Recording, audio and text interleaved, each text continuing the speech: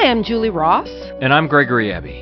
And you're listening to the Parenting Horizons podcast. Julie is a longtime parent educator and counselor. And Greg is an actor, writer, and director, and more importantly, a parent just like you. Through conversations covering a range of different topics, challenges, and roadblocks, we hope to give you a few of Julie's tools that might just help make parenting a little bit easier. Look, nobody's perfect, and parenting is challenging, to say the least. With a few skills under our belts, though, we might just be able to be good enough parents and enjoy the journey and our children a little bit more in the process. So, welcome back to the Parenting Horizons podcast. Thank you. That was my fancy introduction again. Today we are going to talk about the holidays. Very appropriate. I love the holidays. I do too, sometimes. Parts of the holidays. I think that's our point. We're gonna talk about the holidays, spending them with family and extended family, right, and how sometimes that can maybe be a mixed bag, and right, maybe how we can deal with that. This is getting released. This is perfect, so because I think we're rolling into Thanksgiving, Hanukkah, and Christmas. Right. Mm-hmm.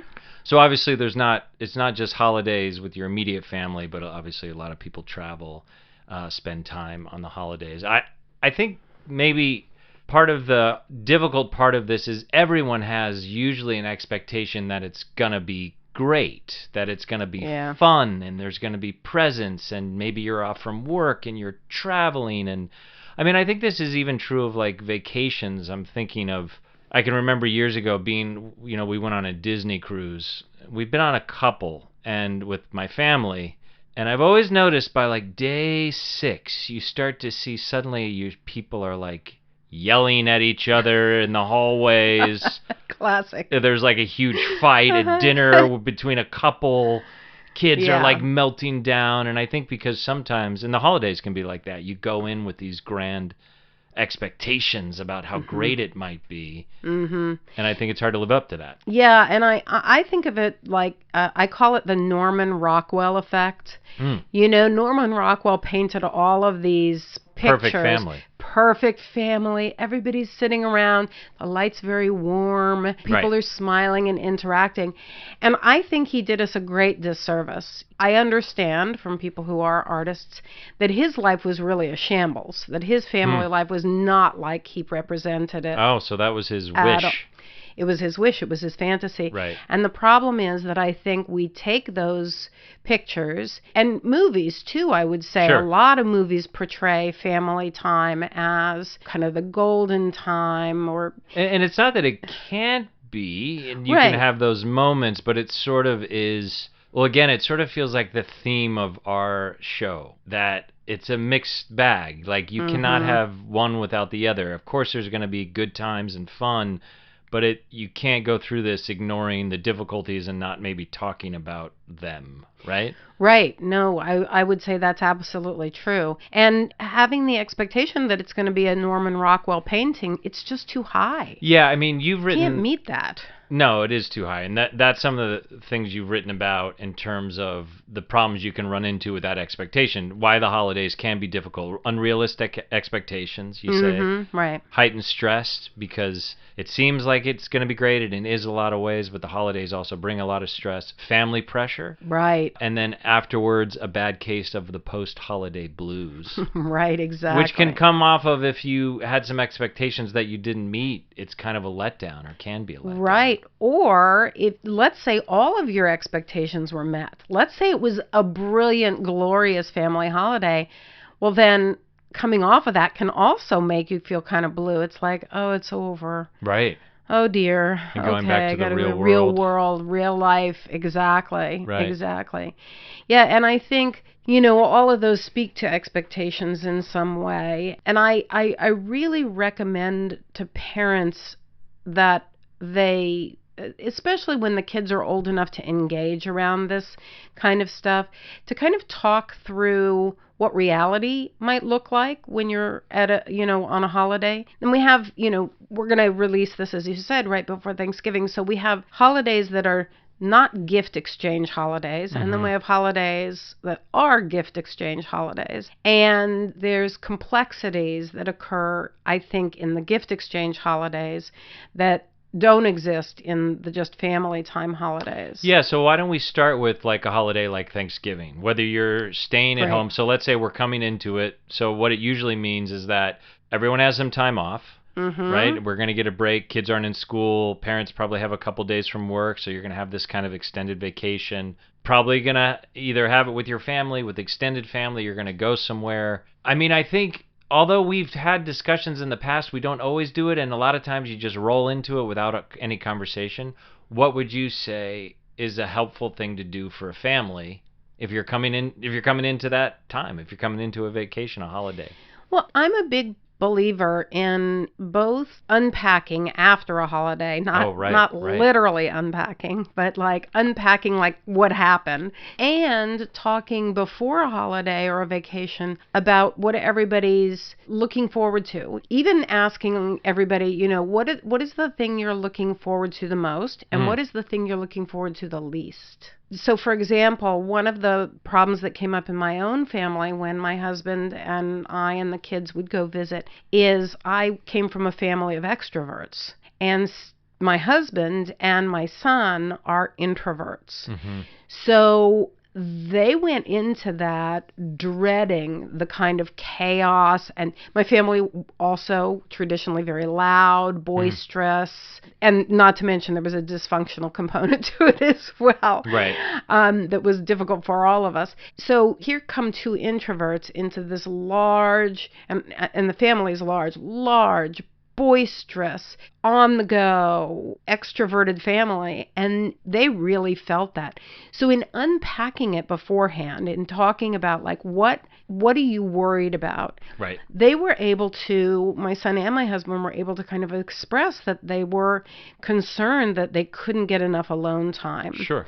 And my son especially, because being a kid, they had less power in the family, if you will, than my husband did as a grown-up.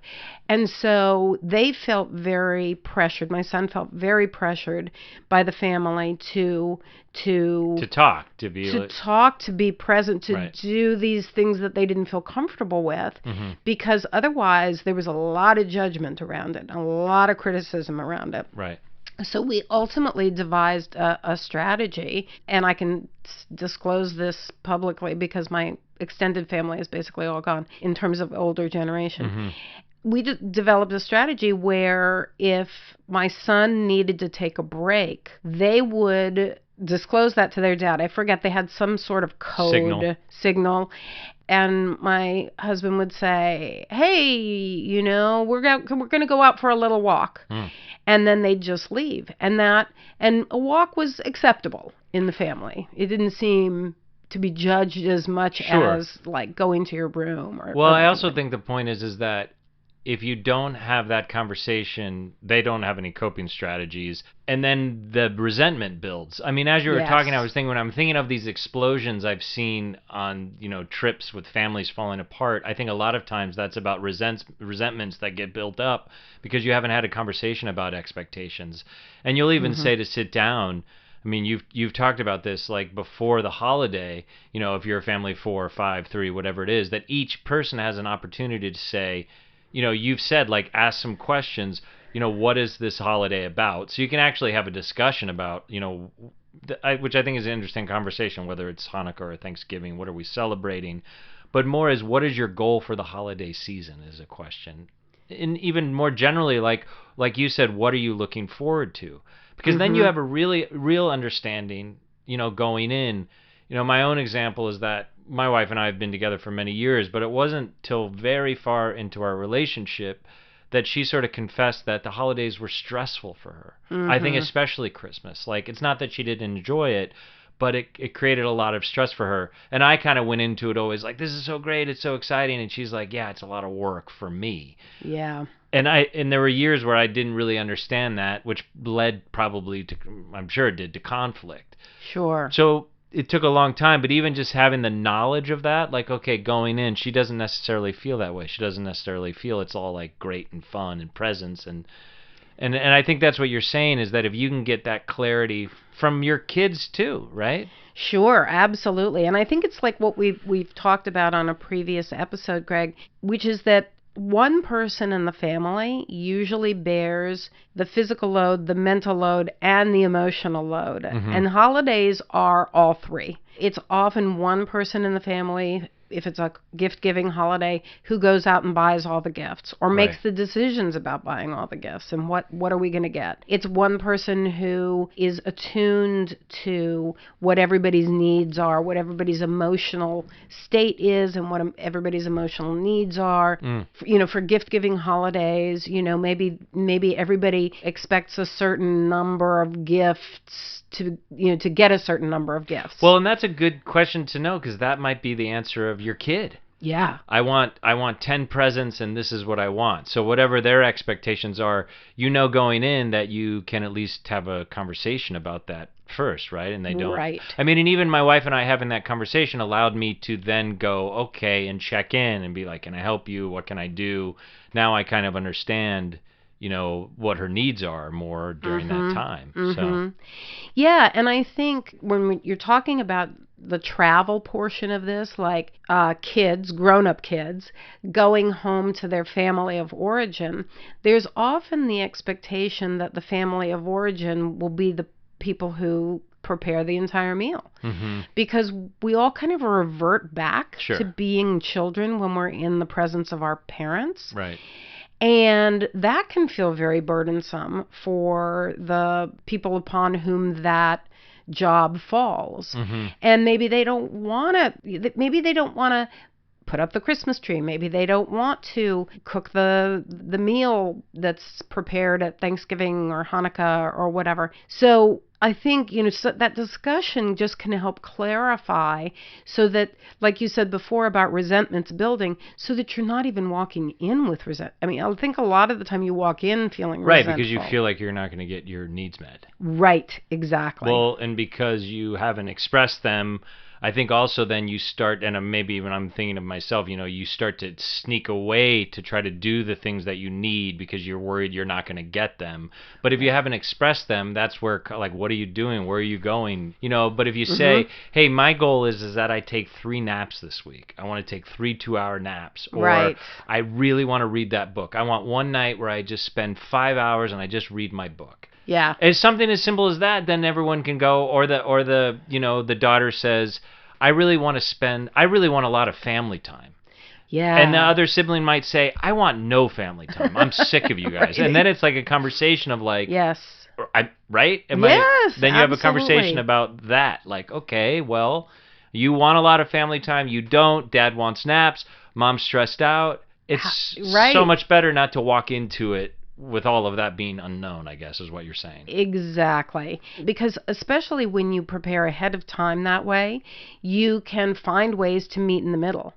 So maybe Dad doesn't get 3 naps or 3 golfing experiences. Yeah, I guess it doesn't mean you necessarily get everything you want, like in anything else we've talked about. Right, exactly. So it might mean that Dad gets 2 naps, and it might mean that brother has to do 3 family things, but not all 12 family things. Right. And the daughter might have to compromise in some other way. And Mom, I mean, frequently... Well, no, it's traditional. It's okay. That falls to Mom. Frequently, the mental and emotional load falls to Mom. And especially around the holidays, the physical load as well. So Mom can say, listen, these are the things that I need for each of you to do to lessen my stress, because it's not fair for me to carry the whole burden. But we could even say that, like, maybe Dad feels like he carries the whole burden. Right. Or, or he's worried he's not going to get a break. Right? Exactly. And so he sneaks off without communicating. And that happens all the time. The sneaking off. Sneaking off. Because you're worried you're not going to get what you want. I hear about it all the time. Right. Somebody will say, and then I looked around and my spouse wasn't there. Right. And turns out they went to the grocery store. I'm saying right because I've done this one many times. She's like, "What are you doing?" Well, but you didn't say anything. What? Exactly. And it can get problematic. It can be. It's so much better to have it out on the table. So when you instead say out on the table, we've done an episode on family meeting, which I think everyone should listen to. Is that what you recommend? I mean, even if it's maybe not a formal family meeting, that you literally sit down and say, hey, we're going to take 5 minutes and talk about, which it always feels hard to do because there's been times when we've blown it off and you feel like we don't have time. But to literally take, 5-10 minutes to say, hey, next week's vacation, let's not get into Christmas where maybe we're traveling and there's presents. Let's say it's Thanksgiving. We got 5 days off. Mm-hmm. What is everyone thinking? Like, what do you say? How do you approach it? Oh, yeah, absolutely. And I think, the reality is that as stilted as it may feel the first time that you say something like that, I think that over time, what at least the kids come to realize is that it's in their benefit to contribute to that discussion, because they're going to get more of what they want and feel less pushed around by the older members of the family if they have an opportunity to talk about it to begin with. Right. So it may feel awkward, and I think people forget about it. I mean, let's just... Yeah. It just slips their mind. Or you think it's going to be fine, or you're going to figure it out on the fly. Right. It's never as good, though. Well, in my experience, I haven't had it work out well to do that. On the fly? On the fly. I mean, I haven't... When you're 3 glasses into your eggnog? Exactly. And by the way, I want to take a nap. All right? I'm taking one right now. Exactly. Maybe problematic. And back with the rest of the people. I'm going to read my book for 17 hours. Yeah. It rarely, in my experience, it rarely works out well to do it that way. Right. Well, and like you said, then everyone feels like they have a stake, even the kids. Yes. They're considered. Exactly. And that their needs are being heard, and what they want is being heard, so that it's not just everybody, oh, what are we going to do today? I don't know. Right.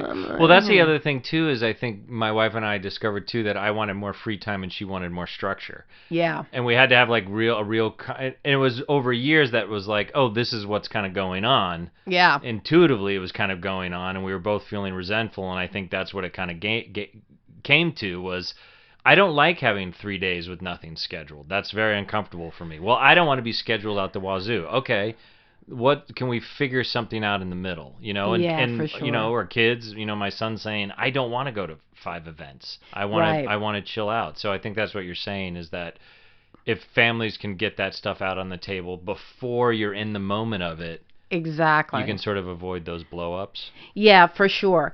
And that may mean that you may not be taking everybody into consideration. Like, grandma and grandpa might not be there to have this discussion. Grandma and grandpa might not be open to having this kind of a discussion. Right. But you know what? Generally speaking, I think we have a pretty good bead on the personalities involved in these bigger family vacations. Mm-hmm.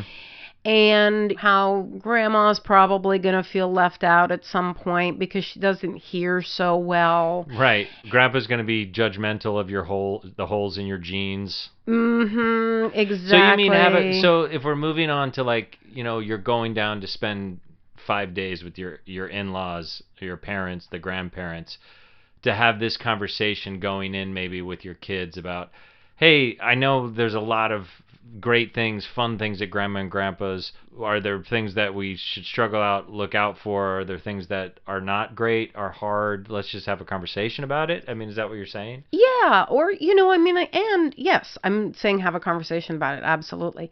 And being honest about things that are noticeable. Look, that grandma's a little hard of hearing. So, she struggles to feel included, even though we think we're including her. So let's think about, how we can make sure that maybe we put her in the middle of the table, not in the middle of the table.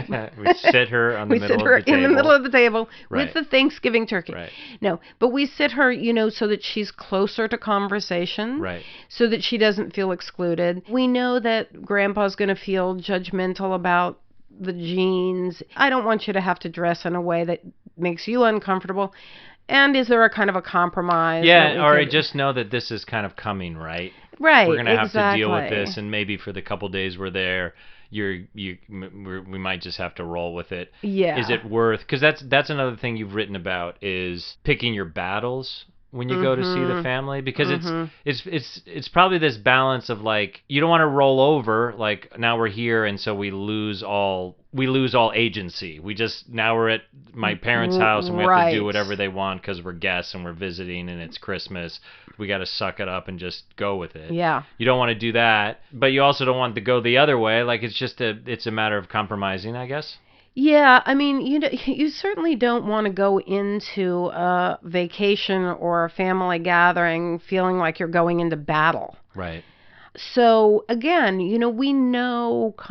we have enough experience with these people to kind of know what situations are likely to come up. Yeah, and I think it's important to do it with even the kids more, because as you're talking, I'm thinking like, someone knows their parents, like a 50-year-old going down, they've been through it a lot, so you know how to maybe protect yourself. But I think your point is that it's important, because that's conversations going on in your head, that it's important to have that extended conversation with everyone, like, okay, here we go. Right. What do you guys think?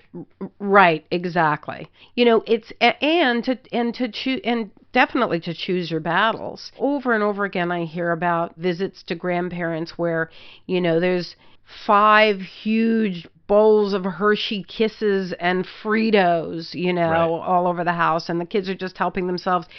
And, the parents are like, yeah, food's a big one, probably. Yeah, right. It's big. And it's like, no, you cannot have that much candy. No, you cannot have those Fritos that are terrible for you. But Grandma and Grandpa are like, no, let the kids have what they want. So some of that you have to kind of ask yourself, is this the hill to die on? Right. This is something that it's time limited. It's 4 days. Yeah, you're not there for 6 months. Exactly, 5 days. Maybe I can just let it go. And the way we kind of talk to kids about this, especially younger kids, we say, Grandma and Grandpa have different rules than we do in our house. And candy and Fritos and, that kind of food, those are sometimes treats. And yes, it's every day, but it's only sometimes because it's once a year or twice a year, Right. whatever. Right. It's just, I feel like holidays can be stressful enough without adding to the stress, because if for nothing else, they're stressful because the family dynamic changes so drastically. The more people you add to the mix. Well, certainly more people, even people you love, to spend 5-6 days together in a house is tricky. I also totally agree. I think everyone classically kind of regresses to whatever their family role was when they were younger. I mean, would you say, I would assume you would agree too, because you've talked about this, that it's okay. So if we do a check-in before, and I just want to read this thing that you wrote that I just think sort of encapsulates it. You said, when we're talking about this, the importance around having this conversation before the holiday. And you wrote, when you share your private thoughts about the season with other members in your family, it will help you create a common focus based on the values you hold. Yeah. And it's whether it's I would assume you mean whether it's your values as a family, but also your individual values, because you're figuring out how everyone might not feel the same way about what you're rolling into, the experience you're rolling into. Right, exactly. Yeah, I mean, I think discussing what each holiday represents to you can help create a more centered approach to the holiday. So, for example, and everybody has their own opinion about Thanksgiving, but it's not a holiday that I believe in its current form, because because of the indigenous peoples who were displaced and their land was taken and this kind of thing. So when we have had a conversation about that time of year, the time of year that is traditionally in the United States called Thanksgiving, we've reframed it, we've reshaped it, and we make it about indigenous people. We make it about thanks, but not in the colonial Right. overthrow of Right. A group Native of people. Americans, Sure. right? And so we've reshaped it so that it feels more comfortable to us. Well, it also just opens up a conversation, because then you have that conversation as a family. Even rolling into Christmas, the kid might say, Christmas to me is I'm freaking cleaning up on Christmas morning to Right. get tons of presents, and there's nothing wrong with that. But if you talk about your own family values based around how you feel, and it's a time of giving and giving thanks and sharing time together. I mean, whatever it is, I think the point is that we keep coming back to is that it's important to have that conversation wherever it goes. Sure, and especially, if a holiday has religious meaning to you, like Hanukkah or Christmas or Kwanzaa or, any of the other religious holidays, maybe not St. Patrick's Day. But anyway, I digress. You want to, if it has religious meaning to you, you should be talking about what the religious meaning of it is with your kids, because commercialism, people trying to sell things, marketers have taken advantage of these, what used to be traditionally religious events, and made it a period to buy more stuff. Sure. So I think it's important for kids to know why you're really celebrating. Again, whatever religious holiday it is and whatever meaning that has for you. Now, maybe you celebrate it as a social holiday as opposed to religious. So Christmas isn't about the traditional Christian right. birth of Christ or whatever. But that's okay too. Then we can talk about what does it mean to give gifts. Similar to Hanukkah, I would say, why do we give gifts at all? Sure. Whether it's birthdays, Christmas, Hanukkah, anything else, what is the significance of gift giving? Well, yeah, and I think it just will add depth to that experience, right? If you have a conversation with your family about what it is, what it means. For sure. And I'm a big believer in having kids. Sometimes I get surprised exclamations saying this, but I'm a big believer in not giving kids everything they want. I'm a big believer in having them make a list. Right. And them knowing that the list will be chosen from, but it's not going to be absolutely everything. So let's talk about that a little bit, because that's obviously a big part of these celebratory holidays is the gifts. And what is some advice you can give to parents when it's, because there is a materialistic part to it, and there's a fun part. Who doesn't like to get presents on Christmas? But parents are obviously dealing with kids that it's a lot of I want this, I want that. The kind of right. asking for the gifts, and do you have some advice around how to handle that stuff? Sure. Yeah, it's kind of what I call the greedy gimmies that come up every year.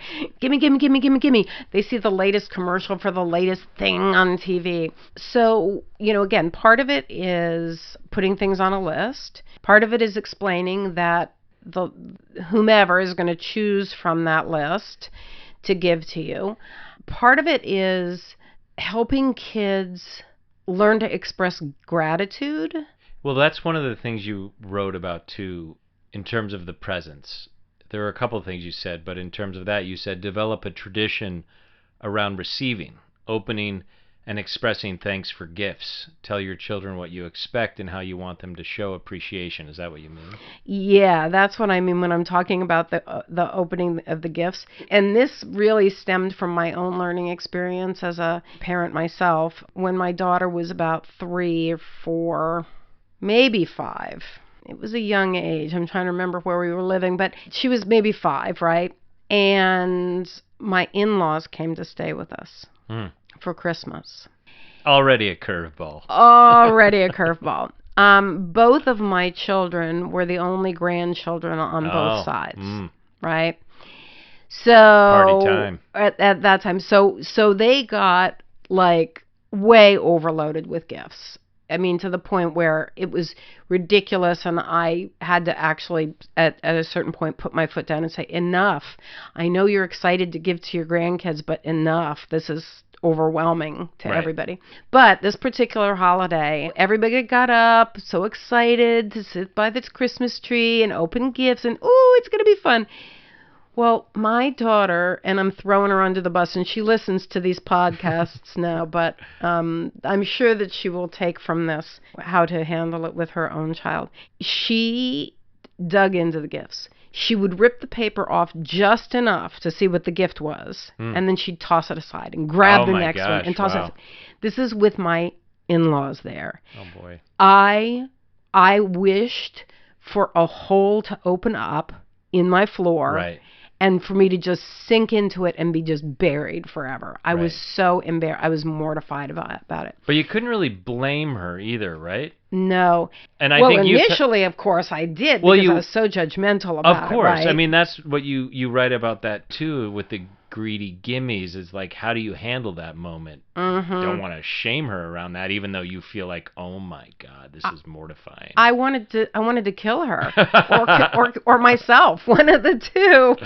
So she wasn't even opening the present. She was really just looking and like, oh, this is what it is, and then moving to the next one. Correct. Okay. Not even the paper hadn't even fully gotten off of the package. I was so embarrassed. And of course, my in-laws are sitting there stony-faced because they were very judgmental about how I raised my kids anyway. So in any case, I really learned a lot from that experience. Sometimes we have to get to feeling embarrassed and to examine like, well, how could I do this differently? And I, as you said, I really couldn't blame her. I mean, it was probably it's so overwhelming, right? Oh, it's over, and it's so exciting. So exciting. Receiving gifts, whether it's birthday or Hanukkah or Christmas or any other holiday, is, suddenly for the kid is like this. Oh, it's like the Super Bowl for them. Like it's been built up. Yes. I mean, I'm 50 and I still feel that way on Christmas. Right? I know. I love getting gifts. So as a 4 or 5-year-old, it's just got to be blowing your mind. Oh my gosh, because the opportunities are endless. Right. They just think, this is the pot of gold at the end of the rainbow. Right. And they're like, wow, anything could happen. This is so magical. So I think one of the things that we have to do as parents is we have to reframe our kids' behavior as not greedy, but enthusiastic or overly excited.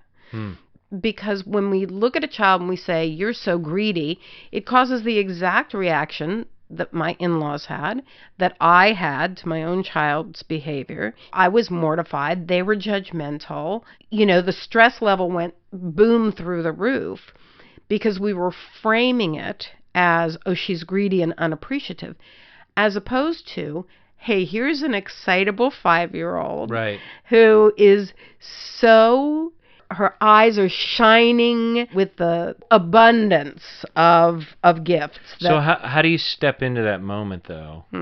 How do you step into that moment? Obviously, any judgment is just going to make them feel shame. Right. But, it's also not appropriate that she's ripping through the presents without even really taking them in. Do you let it go in that moment, or how do you deal with it? So, honestly, the best way to deal with it, and then I'll say about how do you step in the moment. The best way to deal with it is beforehand. Oh. And to say, sure. I know everybody's going to be so excited, Right. Santa will have brought so many gifts, or, I know that you're anticipating getting, whatever, a gift per night for Hanukkah, and that it feels really exciting. And we need to make sure that we take a moment, take a deep breath, and really look at what we've been given, and take a moment to, if the person's there, to thank them for it. Even if, and you got to prepare them for some of this stuff. Kids don't have a lot of manners on their own. We've already said, I think the feelings are so heightened, even with the disappointment. Right? Exactly. Right. So maybe it's the third copy of a book that they've Could gotten. care less. And they're like, really? Some more socks. Yeah. Great. Or maybe it's something that they've considered too babyish, or maybe it's something that they just hate. So you can talk to them and say, look, that's going to happen, and that's okay. Privately, you can talk to me about it. Right. But in the moment, I'd like for you to thank Grandma, or to thank Cousin Susie, or to thank your brother or sister. Yeah, I think it comes back to everything you've been saying, which is having a conversation before it happens. Yeah. And also, as you're talking, I'm reminded of something you say often too, is that you don't have to go on and on about these things. Right. Right? You don't have to overload like how we're going to handle it. That's a pretty, Right. even in what you just said, seems like enough. It's, yes. Because you often talk about that parents talk too much, right? All the time, parents talk too much. Yeah, we talk too much. And at some point, our kids either shut us off and then stop listening, and so why are we talking to begin with? Or it puts up a wall, and they we're giving them something to actively push against, right, when we have all of those words in there. And then, just to get to, what happens if like I was surprised by this behavior. What happens if you are caught off guard and your kid is behaving this way? I think it's perfectly fine. Well, I want to talk about it's okay to set limits. Yeah. But I also want to say that, the way I would interject initially is with a little bit of humor and say, whoa, I see one excited kid. Oh my goodness. Ooh, let's take a big, deep breath. Let's bring the helicopter down to earth. Okay, now we're here. Let's go a little bit more slowly. You don't want this to be over too soon. You can be playful and empathetic, and let's play with this for a little while before you go on to the next thing. So you can decompress situations in the moment. Of course, that involves understanding how you're feeling, but not acting on how you're actually feeling, because you're probably feeling angry or which is not an easy thing to do. That takes some practice. It's like you said, you're feeling mortified in a moment. I mean, every parent has had that you're immediately like, stop doing that. Right, exactly. Before you can think. And I think we've talked about this a lot too, is that it's not a 4-alarm fire. Take a second to check in with yourself, like, okay, this is mortifying. I can't yell at them or pull them out of, grab them and pull them away. Like, how do I handle this in a way that, like you said, takes it down a few notches? Exactly. Right. Exactly. And if you can, again, kind of reframe their behavior in an empathetic way, that they're overly excited, and then tell them, let's just calm our bodies for a minute so that we keep that lighthearted thing, then they won't feel a spotlight on them. Now, that being said, I think one of the things that often goes wrong in these family experiences is that parents are reluctant to actually set a limit. Yeah, that it does become a free-for-all. Yeah. I mean, you wrote that too. I thought it was really funny. You wrote, limits are okay. If you're tired of hearing about Pokemon, say so. Like, it's okay to say, like, all right, enough. Well, I understand you want the $400 pair of Air Jordans. We've covered it. I've looked at the website. You've shown me the photo. I don't want to talk about it anymore. Exactly. And not only in that preparatory process where they're all, they're saying, I want this, I want this, I want this. But in the moment, it's okay to say, you know what? I think everybody's emotions are really high. Let's take a break. Let's all have a glass of apple cider. Let's, play with something you have, but we're not going to continue doing this. We're not going to continue opening gifts, for example, if they're tearing through gifts. If his kids are jacked up. Yeah, and it's okay to say as well, I was a big believer in gift-giving occasions where everybody got a gift, to take turns. Yeah, that's what we do. And I mean, I'm sure it evolved over time, and it was probably harder when they were little, but that's what we kind of do. There's 5 of us, and so everyone's sort of present, like, and the kids are into it now. They kind of get it, like, then we turn our attention to whoever has their present.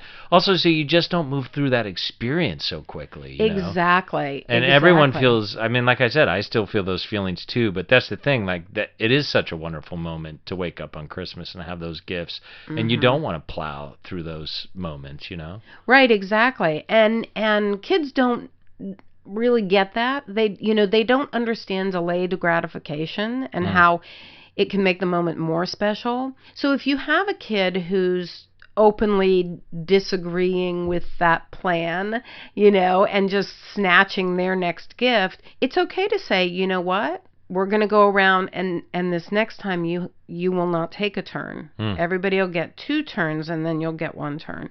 Of course, you're not taking away anything in the end. You're they not get 2 taking turns away at the end because of that. Because or Hanukkah. it's the same, right? It's the same amount of gifts. Yeah. No, I understand. But it's about, it's okay to say that. You don't want to say it, just like anything in parenting, you don't want to say it in a disrespectful tone. You don't want to say it to embarrass or shame them. But it is okay, even on the holidays, to set the limits. Otherwise, as parents, you get strung out. Right. And you're like, by 7 a.m., you're done. Well, that explosion is probably coming, if that stuff is building. I just want to finish up. We've kind of touched on this already, but that it's okay. I mean, you kind of just sort of described it. The checking back in. So if you have this conversation before the holidays is great. It's okay to have it during the holidays. How's it going? How you doing? Even if it's not like a formal family sit down, to pull like your maybe your son or daughter aside, husband, whatever it is, in the midst of it to say like, is it going okay for you? Right? When you say that's important. Yes. Absolutely. And then can you talk a little bit about, because I kind of like this one too, it's great for the holidays, it's also great for vacations, is to have sort of a post-mortem after the experience that I think people rarely do. Right. That coming out of that experience, like, how did that go for you? How did it go? Yeah. I'm a big believer in before, during, and after. Yeah, I think at the end of anything, when it's still fresh in everybody's minds, you can kind of do like what was the best and what was the worst, or what was the most comfortable you felt and what was the least comfortable you felt. So you don't even have to define it kind of moralistically in terms of best versus worst, but in terms of feeling. What were the least comfortable feelings that you had during this time? What did you enjoy the most? Because that's going to help you figure out how to do it differently the next time. Right. That's probably the key, right? Sure. Then you're rolling into that. Yeah. I think what I was going to say was that the other reason I think that's important, that's probably the most important thing, is that, like you said, how do we adjust if you come out? And also you can get some surprises there, like, oh, wow, they really didn't like this part of it. This was a real struggle for them. Then next year when you go to Grandma and Grandpa's house, because maybe there was a new thing that popped up as they get older that they didn't have to deal with, that now okay, this is something to think about. The other thing that I thought about as you're talking is that otherwise those experiences and feelings are just tucked away. Like You've come off that trip, and if you don't have a conversation, those just stay inside or go someplace. They just need to get out. I guess is my point, is that putting them out there kind of releases those negative feelings if they have them, or they're great feelings. I don't know. Maybe they had a great time, and that's good too. Right. Yeah, that's ideal. That would be nice. That would be great. Yeah, and I think what the problem is with not talking about whatever negative feelings that you had is that going to visit family is like time hopping. You saw them, you didn't see, there's no day-to-day growth that can occur with, I was really mad at, so-and-so yesterday, and today, we kind of talked about it this way and that way. It's so compartmentalized that it just gets shoved down in a box, and each time you visit, the box gets a little more full and a little more full and a little more full until finally it's overflowing, and then big blow-ups can occur. So it's much better if you take the opportunity to talk about how it really went for you. Right. And as you said earlier, Greg, it's sometimes hard to sit down for that 10 minutes or whatever. You're like, I don't really have time for that. But if you're traveling, you can talk about it while you travel. Sure. You're even the car ride that's probably even better. It's fresh. Oh, the car rides are perfect for talking about this kind of stuff. Everyone's can't get anywhere anyway. Exactly. Or even, if you're taking a plane, you could talk about it in the airport. Sure. Or if you're seated next to each other on the plane, you could talk about it then. There's a lot of opportunity in the transition times before and after a particular vacation, especially one that involves travel, where you can find the time. So what would you say if you had to pick one particular thing to parents to hold on to? Because obviously we've covered a lot of ground. Is there one thing you think is the most important thing for parents to hold on to or to think about with their kids as they're entering the holidays? Well, that's a hard question because I think it's twofold. I guess if I had to choose the most important thing, I would say preparation and communication is key. To really talk about what is this experience realistically going to look like? What are your expectations for it, and what are your concerns about it? I think that's the most important part. But I don't want to ignore the idea of the overexcitement that kids have, What do you mean? and sometimes Oh, adults how too. we handle that. Yeah, like being able to frame that Right. as something more positive than greedy gimmies in order to evoke empathy in ourselves so that we can approach it from I get it. Right. I get how this is like the world opened up and you get everything you want and it's so much fun. And, and let's savor it. And let's Right. show appreciation around it. And that it's okay to have some limits around it too. Oh, yeah, for sure. Thanks for listening to the Parenting Horizons podcast. If you enjoyed today's episode, please share with your family and friends. And if you'd like to hear more about Julie's work, join one of her parenting groups, or see about individual counseling, please visit parentinghorizons.com. Or you can email Julie at julie.ross@parentinghorizons.com. See you next time.